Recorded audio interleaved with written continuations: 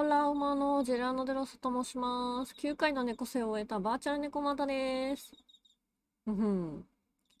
いやーね、人間界っていろいろなね、不思議なことが起きるよねっていう話をさせていただきます。まあ、今後はですね、猫又フリークスという名で、こうやって僕のね、危険情報みたいな情報をお伝えさせていただこうかなと思ってますので、よろしくお願いします。まあ僕、猫又の僕でもね、あれは何だったのってね、思うことね、結構たくさんあるんだよね。なので、ね、今日は、まあ、僕結構神隠しにあったことがあるんだけど、まあその数年後にね、まあそれをきっかけになったのかな。ちょっと事故物件に、住んだ話をしようかなって思いまして、事故物件のその概念だろうな、結構もう本当に、なんだろう、この、事故物件に住むバイトっていうのがもう最近じゃなんだ結構有名な話だったんだけど、当時僕がやってたその事故物件のバイトがそのランクがありまして、一番上がまあ僕がやってたんだけど、なんか3段階か4段階かな。なんか最初の段階はその一般的ななんかに日本人ができるバイトで、まあ、大体1週間とか1ヶ月とか1日住んで、じゃあもう貸し出せる状態みたいな感じにさせてたんですよね。でその次の段階が今度はその大学生とかその人間さんが逃げちゃった場合、どこに行くかっていうと、その大人なんだろうねのなんかそのとりあえず住みたいですって、家探してます。住む場所ちょっと探してますっていう方が、人間さんが、まあ、住むんですよね、ある程度の期間。で、給料結構上がるんですよ、これが。で、それすら人間さんが逃げちゃうと、今度は、外国人、その、何ですかね、いわゆる、その、日本語がその難しい外国の人間さんがそのバイト始めるんですよね。で、かなり安くやらせてたんですけど、今度はこの人間さんたちが速攻逃げちゃうと、超危険物件ということで、誰もやらなくなっちゃうんですよね。まあ何かしらの理由があるんだけど、まず、なんだろう、その、住んで、どうしても1週間も持たない、人間さんが1週間も持たない場合か、その、事故物件で起きた事件があるんだけど、まあ、それと同じ状況になっちゃうと、その事故物件というものがまだ解消されてないということで、またその、いろんな人に、依頼が行くんだよね。で、その一番やばいという一番上のランクに僕がいて、その僕が受けるという番が来るんだよね。でね、まあ、本来だと、この命の保証がないということで、給料どんだったかは僕はわかんないんだけど、まあ、大体1ヶ月、家賃は無料とか、その、なんか1年とか、その、現象起きなくなるまでは住まなきゃいけないという内容だったんだね。まあ、だからその部分で、まあ、その時点ちょっとおかしいよね。起きないまでってことは、その、どういうことなのかという。結構なんかいろんな事故物件に住んでたから、まあ一番軽いので言うと、あのー昔さ、なんとか層っていうのがあったんだね。うん。で、なんとか層っていうのが、その2階建てのアパートなんだよね。で、一部屋しかなくって、トイレ、風呂は共同みたいなね。で、その2階建ても、なんだろう、その建物自体全部、中にその階段が1個しかなくって、で、みんな共同の玄関があって、なんだろう、もう壁があるんだよな。なんだろうな。部屋の中に無理やりこの区切りを作ったみたいな感じ。うん。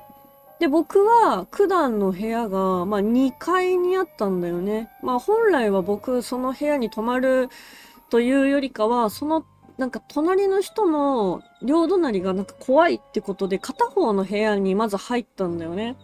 うん。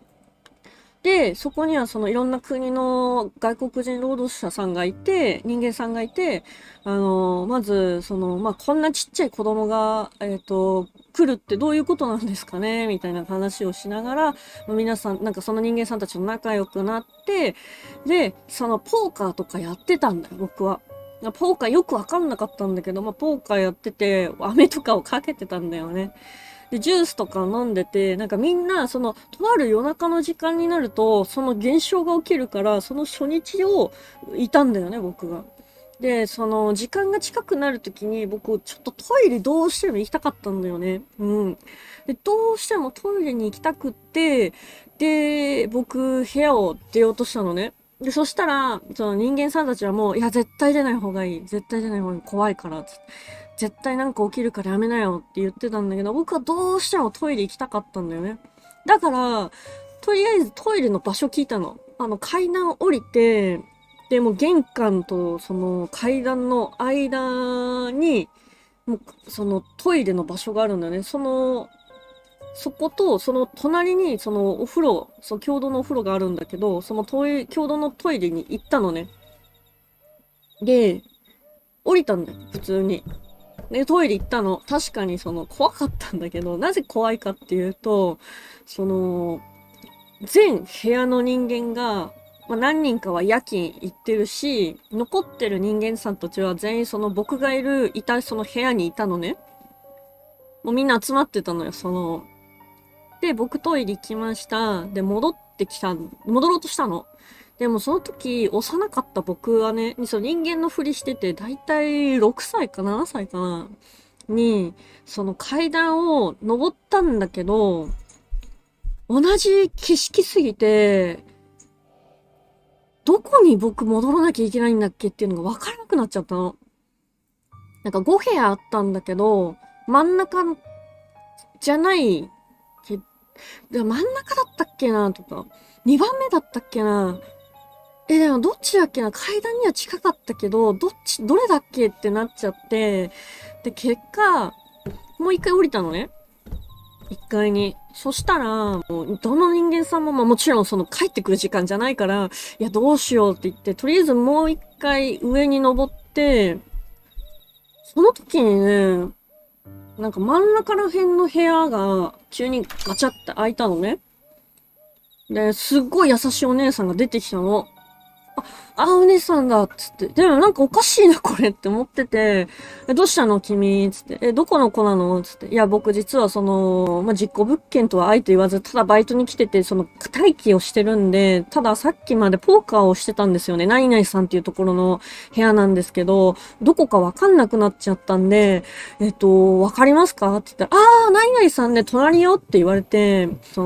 隣だよって言ってくれたから、ありがとうございますって言って、いや、この時期、こんな遅い時間まで遊んでるなんて大変だね、みたいな感じで言われて、いや、そうなんですよ、って言って、で、僕が戻ろうとした時に、そしたらなんか部屋の奥から、なんか男性の声が聞こえて、おい、もうなんかお前誰と話してんだ、もう早く、もう、ここから出なきゃいけねえんだぞと、早く準備しろよって言ってて、女性が、もう、仕方ないじゃないと、こんなちっちゃい子供が、こんな夜中に、歩いてて、部屋に迷ってたんだって、つって、なんだよ、そんなクソガキみたいな相手すんなよ、みたいな感じで、そしたらニュって出てきて、じゃあもうこっち忙しいから、じゃあなっつって、ドアをね、ポンって閉められたのね。あ、って思ってたんだけど、とりあえず、部屋に入ろうとして手にね、ドアノブをかけたら、階段の下から、なんか僕を迎えに来てた人間さんが、こう、トトタトタトタタッつって、もう、あなたどこに行ってたのみたいなことを言われて、いや、今トイレ行って戻ろうとしたら、部屋わかんなくなっちゃってっていうその経緯を説明したのね。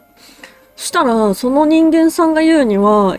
僕が15分経っても戻ってこないからおかしい。で、部屋の外観が似てるから、とりあえず降りて、拾おうってことで、1階に来てくれてたんだけど、その時に僕がいなくて、でも靴はあるから、この建物内のどこかにいるってことで、で、とりあえず、誰かいたのかもしんないからってことで、1階のドアを片っ端からこう、ノックしたりしていろいろと言ったけど、やっぱりいないかったから、2階に戻って、で、その部屋の人たちに、消えたみたいなことを言って、みんな騒然としちゃって、で、とりあえず、大人たちはマジで怖かったらしくって、もうその時間がなんか現象が起きる時間がちょっと過ぎてたから、もう誰も出れません、怖いですってことで、その一人だけが、僕のこと心配で、部屋から出て、もう一回トイレに行って、戻ってきた時に、ちょうど僕がドアノブに手をかけてたみたいな感じだったんだって。で、僕からするとさ、でも階段って1個しかないから、そもそも何この状況っていう話をしてたのね。まあそれはいいとして僕が勝手にそこら辺を散歩してたみたいな扱いをされて、まあそういうなんだかんだ叱られつつ、なんで30分も1時間も戻ってこないんだよみたいな感じで怒られながらこう部屋を入ったわけね。で、そしたら中にいた人間さんたちが、よかった、見つかったんだね、みたいな感じで話をしてて、で、僕は、いやでもまあ、よくわかんないけど、戻ってきました、すいません、ご心配かけました、みたいなこと言ったの。で、まあ、僕を連れてきた人間さんが、いやでもこの子が言うには、隣に、男性と女性が、若い男性と女性住んでるっぽいよって言ったら、もう、みんながピシッでもう、誰も、こう、言葉を発さなくなっちゃって、で、そしたら、わー、わー、わーってみんなが言うようになっちゃって、もうもう、めっちゃ怖くて、そしたらもう一斉にみんなが自分の部屋にバンバンバンバン戻っていくみたいなね、ギャーって言いながらね。で、なんでこんな騒然としてんのってなったと思ったら、僕はどうしたんですかって何かあったんですかって言ったら、まあ、九段の問題の部屋が、ちょうど半年前に若い夫婦か、まあ、彼氏彼女かなが、まあ、外国人の人間さんって割と過酷な環境が当時多くって、で、まあ、カップルが、何かが原因でとりあえず夜逃げしたんだと。で、その隣の部屋はもう鍵閉まってるはずだし、誰ももういないはずだってことで、まあ、念のため僕と、強いって自慢の人まあ、ちょっとついてきてもらって、でその部屋入ったんですよ。そう、入れたの。というのも鍵閉まってなかったから普通に入れたんだよね。で、入れたから普通にガチャーって開けて、で、なぜか電気ついたんだよね、確か。電気ついて、で、中見たら、もう本当に誰も荷物も何もない状態で、窓も開いてなかったし、で、どこも何もいなかったのに、まあ、とりあえず、僕は急遽そこに置いてかれ。置いてかれて、で、翌日には帰るっていう話なんですよね。うん。まあ今振り返っても、あの話って、ね、もし、僕はその時にさ、一瞬この世から消えたっていう感じなんだけど、まあだとしたら、どこに行ってたんだろうねっていうのと、その人間さんたちは一体何だったんだろうねっていうね、話なんだよね。うん。もしみんなが、同じようにさ、この世から消えたら、どうするっていうのもおかしいけど、もし自分が、こういう違う世界に行ったとしたらどうするで、もちろん、まあ、気づくことは難しいからさ、だから、戻ってきて、相手がさっき、あれどこ行ってたんだよ、お前。何消えてたんだよって言われたら、どうする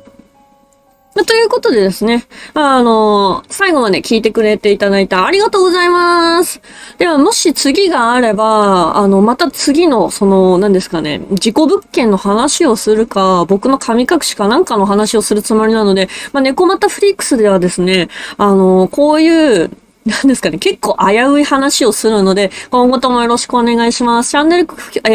登録、高評価ですね。コメントお待ちしてますんで。では、チャオー。こんな緩い感じで怖い話をするなっていうね。以上です。